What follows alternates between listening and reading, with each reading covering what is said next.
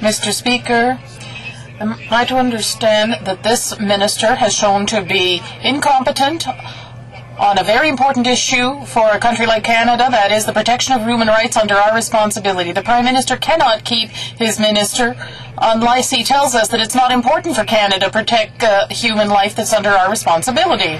The Right Honourable Prime Minister. The Minister of National Defence has provided a clear explanation of the House of Commons. This government was, as he knows at the time, operating under an agreement signed by the previous government. We've since entered into a new arrangement with the Independent Afghan Human Rights Commission. Mr. Speaker, I can understand the passion that the Leader of the Opposition and members of his party feel for Taliban prisoners. I just wish occasionally they show the same passion for Canadian soldiers. One of the more shocking things that happened this week was the Prime Minister standing up in question period on Wednesday, and in answer to a question by the Leader of the Opposition, he basically said, "We understand the passion that members opposite feel for Taliban prisoners, but it'd be nice if they felt the same passion for Canadian soldiers." And I guess by saying that, the Prime Minister in effect was saying, you know what, you're with us as the Conservatives, as the government, or you're with the Taliban. It certainly sounded like that to me and to many others. And I think Don Black is one of them. And Don is the defense critic with the New Democratic Party. Don, how did you react when you heard the guy say that?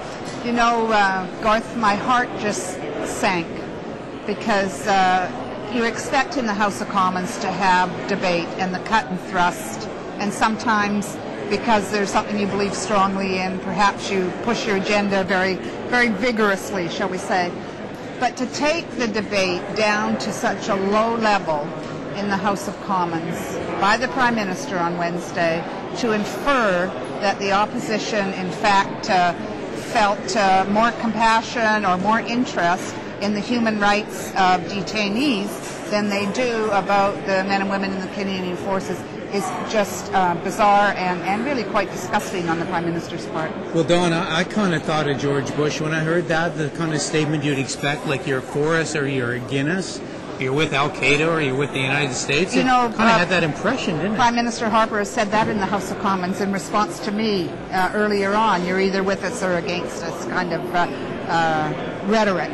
And well, Don, let me ask, it doesn't advance anyone's cause. Do you think most Canadians believe that? Or my sense from my constituents is people are really, really proud of the forces and they support the forces, but there are many people who are questioning about the mission. Absolutely. You know, is that unpatriotic? Of course it's not unpatriotic, and I'm sure there's families of men and women in the Canadian Forces who have concerns about this mission, or not sure that this is the right mission for Canadian men and women to be participating in this combat mission in southern Afghanistan. Of course that's not unpatriotic. Men and women across Canada support the men and women in the Canadian Forces because they know that they go where their government asks them to go, and they take on the role that the government decides that they will take on.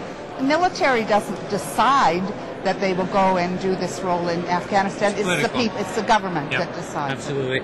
Well, last question, Dawn, and I've been noticing in the House of Commons this week particularly, the temperature seems to be rising, and a number of people, the Finance Minister, the Prime Minister, the Indian Affairs Minister, other people seem to be kind of losing it. They're reacting very emotionally.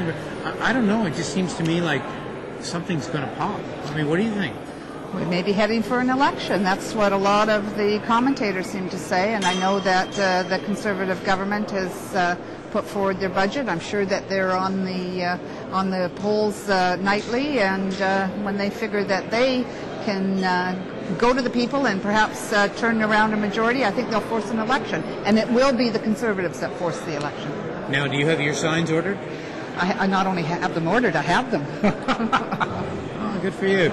All right, Don Black, defense critic with the NDP. Thank you very much. Thank you. Stay tuned. More with MPTV to come.